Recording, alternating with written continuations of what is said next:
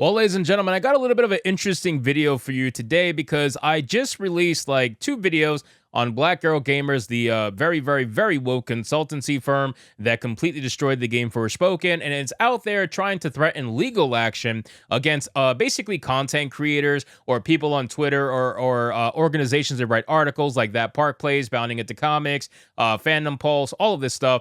Well, apparently, now we have proof from someone who used to work at Black Girl Gamers, who escaped the mindset of Black Girl Gamers and escaped the workplace as a whole. Vanessa Gothics, she essentially just completely destroyed the narrative that Black Girl Gamers is trying to make publicly right now.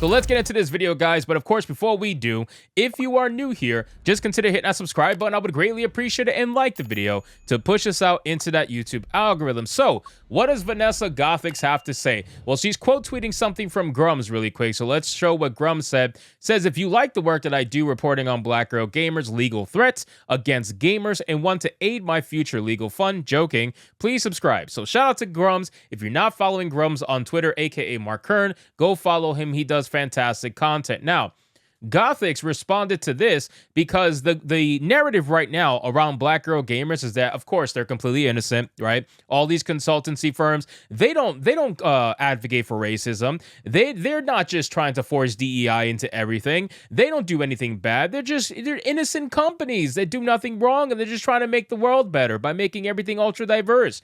That's what they want to try to spin as the narrative for these companies like Sweet Baby Inc., Weird Ghost, Baby Ghost, Gamma Space, Black Girl Gamers. All these companies, they try to spin the exact same story, but we know it's all BS. But when it comes to Black Girl Gamers especially, it's even funnier because they're one of the only ones that are publicly coming out and threatening legal action, if not the only one right now, threatening legal action against basically anybody who disagrees with them. So Gothic said, as a former Black Girl Gamers member, I can confidently say that these people are full of crap. They do not care about diversity. They promptly kicked me out for being anti-black, aka not making an idol out of my skin color and refusing to hate white people. Now, this particular comment I have spoken about in length. I mean, I don't know how much, but it has to be ridiculous how much I've spoken about this, because as someone who is not white, I have seen the crabs in the bucket mentality completely destroy people. And it's not just black people. I've seen it destroy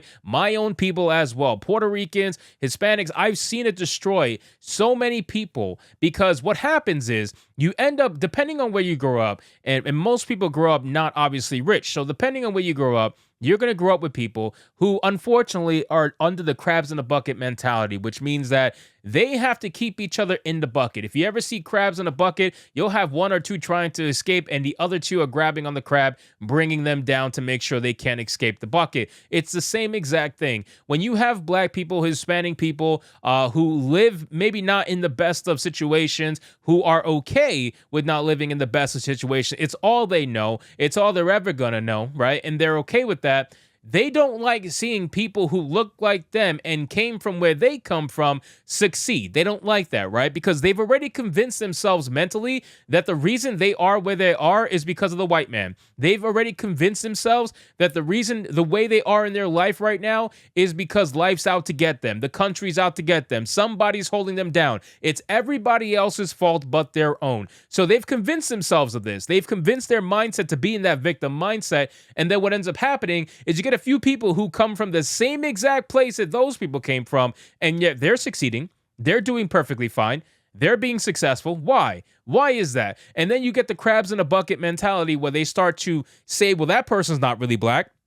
That person's trying to act white. That person's trying to be an Uncle Tom to the white man. Same thing with Hispanics too. They do the same exact shit. Maybe not as much as black people, but they do. And I've seen it personally with my own eyes. I've experienced it myself. So I understand what's happening in the real world, and I get that. So I get where Gothics is coming from with this whole being claimed to be anti-black. That's what they do. If you have a company of black women that are profiting off of being racial grifters, and and you come out and you say, well, I don't agree with that. I don't think white people are evil at all. I think black people should be responsible for their own thing, and diversity should be natural and organic. They hate you for it. They hate you for it because they themselves have convinced themselves in their mind that this is what their truth is. And we all know my truth, their truth is bullshit. It's only the truth. Then she says, I was harassed for months after the fact and received an onslaught of vitriol from many of their black members. Not shocking. You know how BGG responded? They blocked me and literally scrubbed my existence off of their platforms. I'm honestly not shocked by this whatsoever because listen, black girl gamers, it kind of follows the mold, right? So a lot of the crime that happens against black people is from other black people, ironically, right? And we talk about this all the time. I know a lot of conservatives like using that metric, but it's true. You can try to deny it all you want. You can say, well, the numbers are skewed. Statistics could be skewed. They could be lied about. Okay, you want to believe that, that's fine. But if you go to any predominant black area, you talk to the people there, they're going to tell you that they're going to be more scared of another black man than of any white dude walking down the street. They will tell you that to your face, and you're gonna say what? They're lying? That they're all just living in a false sense of reality? It's ridiculous. So I understand where she's coming from. I understand exactly what she's saying, and I can fully believe that the black members within BGG attacked Gothics. I could fully believe that. She says, by the way, most of the vitriol received from many of their members made it into the final cut of the Gothics documentary. Oh, nice. So if they want to talk about receipts, boo-boo, I have them.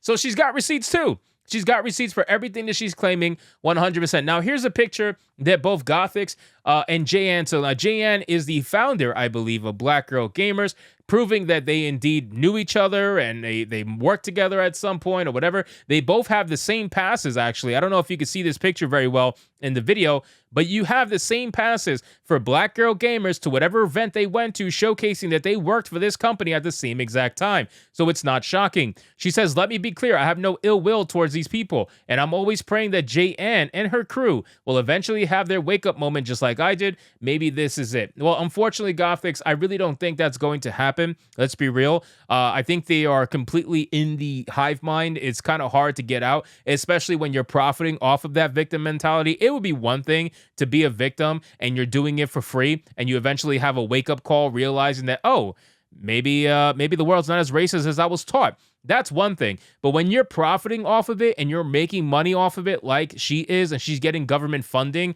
from, like, it gets to a while, like, she's probably not going to get out of it. Let's be real. She's probably going to keep it going for as long as she possibly can until there's no more money to be made from it. And then maybe she'll move on. Then maybe she'll probably have an enlightening moment. But chances are it'll probably be too late for that to happen. And she'll be completely knee deep in all this nonsense. And of course, Gothic's got a ton of support over here on Twitter with a lot of comments agreeing and asking some questions and having all the answers for them, which is good, showing that she knows exactly what she's talking about. So make sure you guys go support Gothics. Go check out her Twitter page.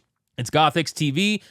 Definitely recommend for this story because it's huge. And honestly, with the whole narrative going around right now about Black Girl Gamers loving white people and not hating them and all this other nonsense, we know it's not true. And I'm happy to see someone who used to work for them coming out and fighting against the narrative that we know is all BS in the first place. So anyway, guys, thank you so much for watching this video. I hope you did enjoy it. And if you did, consider leaving me a subscribe. I would greatly appreciate it. Don't forget to like the video, comment, let me know what you thought, and I'll see you guys on the next one.